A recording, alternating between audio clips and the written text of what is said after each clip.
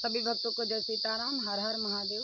इस समय हमारा सनातन धर्म बहुत सोच विचार में डूबा हुआ है और बहुत बड़ी बड़ी मुसीबतें भी आ रही हैं।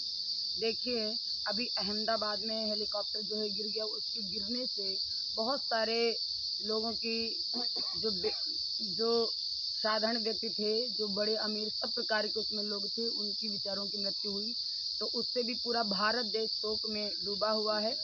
और साथ ही साथ में एक बहुत बड़ी न्यूज़ निकल कर के आ रही, काशी बनारस में मुरारी बापू जो मेन कथावाचक माने जाते हैं, बहुत ज्ञान के प्रतिनिधित्व माने जाते हैं, आज मुरारी बापू सूतक के समय भी जा कर के कथा करके आए हैं। इसलिए काशी में जगह जगह पे मुरारी बापू के पोस्टर जलाए जा रहे हैं, प्रतिमाएं बना करके जलाई जा रही हैं।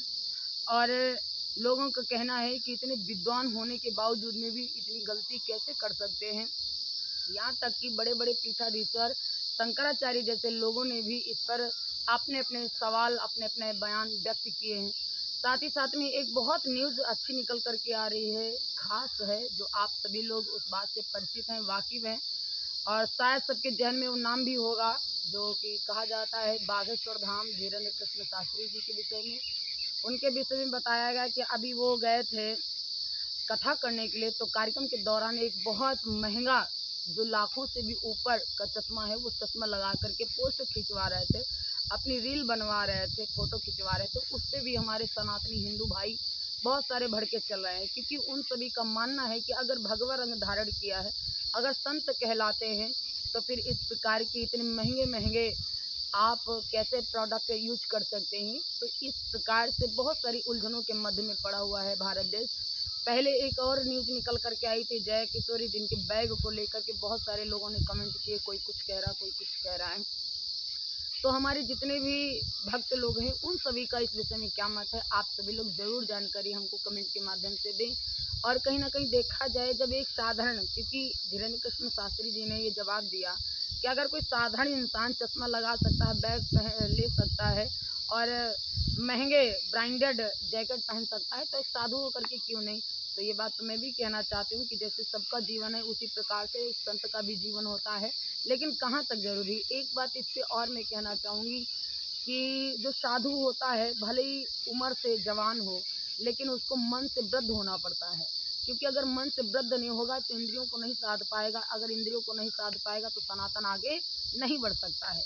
जैसे कि कहा जाता है कि हम हिंदू राष्ट्र कर देंगे, तो हिंदू राष्ट्र करने से पहले अपने मन को वृद्ध बनाना पड़ता है। अगर मन वृद्ध हुआ, मन का मतलब ये नहीं कि शरीर से, बॉडी से हम वृद्ध हों, ऐसा नहीं है, लेकिन जब भी कोई संत लाइन में आता है, भगत लाइन में आता है, तो सबसे पहले अपने मन पे कंट्रोल करता है कि क्या चीज़ें हमें चाहिए, क्या चीज़ें नहीं चाहिए, इस पे ज़रूर गौर करना चाहिए। वैसे जीवन तो सभी का होता है, तो सभी का हक है पहनने ओढ़ने का, सभी का धर्म है पहनने ओढ़ने का, क्योंकि खाना पीना और पहनना ओढ़ना अपनी पसंद का होता है। लेकिन कितना महंगा होना चाहिए और कितना क्या होना चाहिए, तो खुद पे डिपेंड करता है कि हमें खुद इस विषय की जानकारी होनी चाहिए। तो सभी भक्त लोग हमारे बताएं कि कहाँ तक की बात सही है, कहाँ तक गलत है। और मुरारी बापू जो इतने ज्ञानी हैं, उन्होंने सूतक के समय जो कथा कर दी और जा करके महादेव के दर्शन किए, और जो पवित्र व्यास पीठ है उस पर बैठ करके कथा प्रवचन करते हैं, श्री राम जी की कथा को श्रवण करवाते हैं।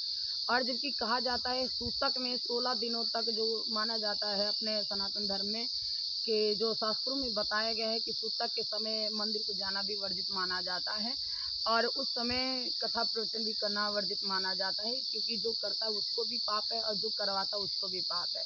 लेकिन अगर यहाँ आपको, आप भगत हैं, अगर आप कर नहीं चाहते हैं, तो आप मानसिक पूजा कीजिए। मानसिक पूजा में कोई बाधा नहीं है, कोई दिक्कत नहीं है, चाहे आपके घर में सूतक हो या फिर कितनी भी बड़ी समस्या क्यों नहीं है, अगर आप पूजा कर सकते हैं, भगत हैं भगवान के, तो आप मानसिक पूजा कीजिए। ज़रूरी नहीं कि हम संसार को दिखा करके तभी पूजा करें।